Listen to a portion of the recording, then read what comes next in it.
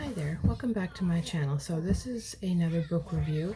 I have just finished reading the last Harry Potter book, Harry Potter and the Deathly Hallows. I've been reading or listening to them, I guess, as I've been doing a lot of audiobooks lately, and I really rather have enjoyed this concept as it's kind of like listening to the movie just without any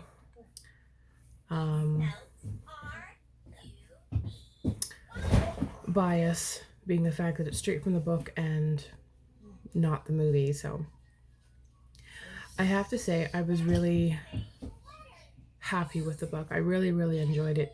You know, again, I'm notorious for comparing it to the movie because it's what I know. So, you know, while there were definitely some similarities between the book and the movie and a lot of things that were there, but there was a lot of things that were left unsaid or unexplained, and the book explained so much more than the movie ever did. You know, I think that although, again, if you separate the concepts of movie versus book, sorry, my kid's playing in the background, so bear with me. If you separate the concepts, they were both great. I really still enjoy the book, or the movies rather. They're definitely one that I enjoy watching, something I can put on in the background and do what I gotta do. But the books explained so much more. There were definitely parts with Lupin that they had completely cut out. I know they may have been insignificant to the story as a whole. They were sort of separate little images, which is probably why they didn't make it into the final part of the movie. But I think out of all of them, the movie was the closest, I guess, the closest to the book, where they did split the movie up into two parts, trying to make a decent go at fitting in as much as possible, but they changed a lot. I mean, forget leaving things out, they changed a lot. But at the same time, it was really a neat way to get a visual on some things. I mean, a book in your imagination is great, but having a movie, sometimes it's nice to have that visual, right? You know, how the concept and how the castle turned out and the grounds and some of the different characters and the animals and things. I thought it was really a neat way to get a visual perspective of the story and the environment. And I really enjoyed the book. It was good. I mean, for those of you who haven't read it, I highly recommend you read it. I can't really gush about it enough. I've been gushing about it a bit with Bailey from Bailey's Book Babble, who had just recently finished it as well and was looking for someone to chat about it with. You know, everything from your favorite teacher. I mean, I really enjoyed McGonagall and I really enjoyed Lupin out of all the different teachers, you know.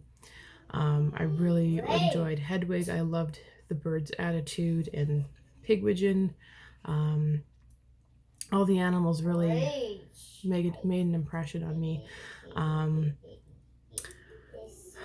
You know, the some of the different personalities were slightly different too. You know, Harry in the book seemed a bit more broodier. He was a bit darker. Same thing with Cyrus. You know, he was made out to seem way darker in the book than he was in the movie. In the movie, he was made out to be way more lighthearted.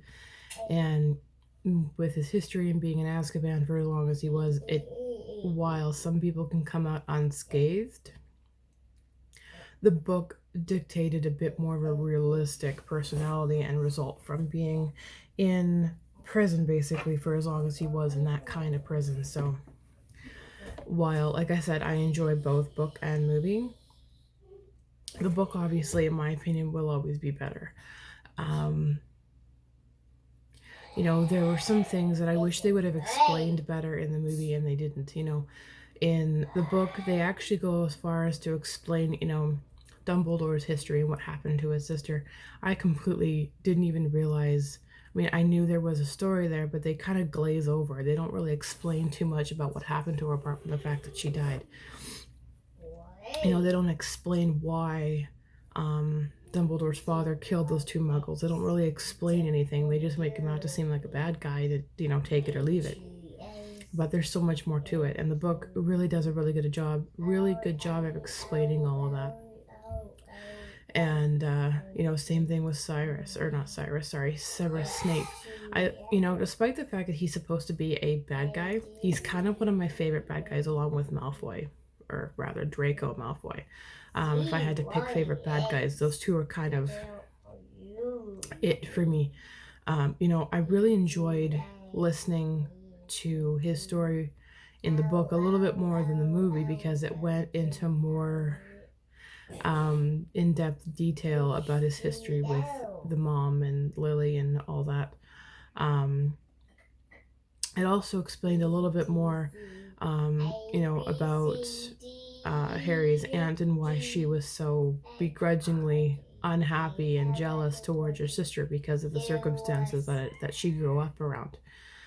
And rather than be happy for her sister, she took a different approach. And everyone can approach things like that differently. You either are happy for that person or you're not. There is very little in between.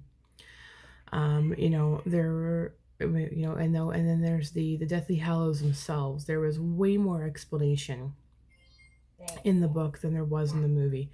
I mean, yeah, again, they glossed over it and they kind of explained what they had to explain, but they didn't really go into detail that Harry actually ends up being the true master of death, that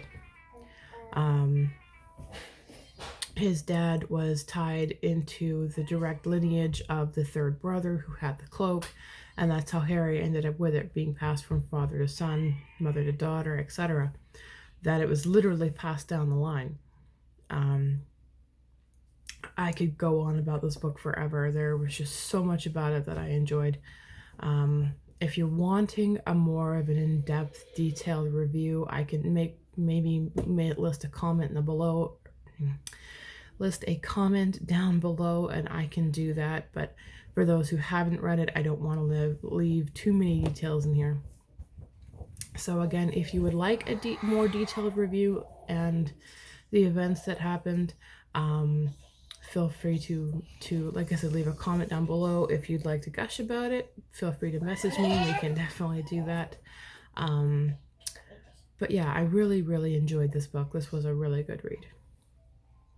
So, for those of you who are new to my channel, feel free to subscribe. Be sure to like this video if you've liked it, and share. I greatly appreciate all the support that I have received. And to my current subscribers and followers, thank you so much for watching and following me. I greatly, greatly appreciate your support. I've had a lot more subscribers lately and a lot more comments, and it's been a really nice, and it's been really cool to be included into this community. It's a really great group of people. So thank you again so much for watching, and I will see you in the next video.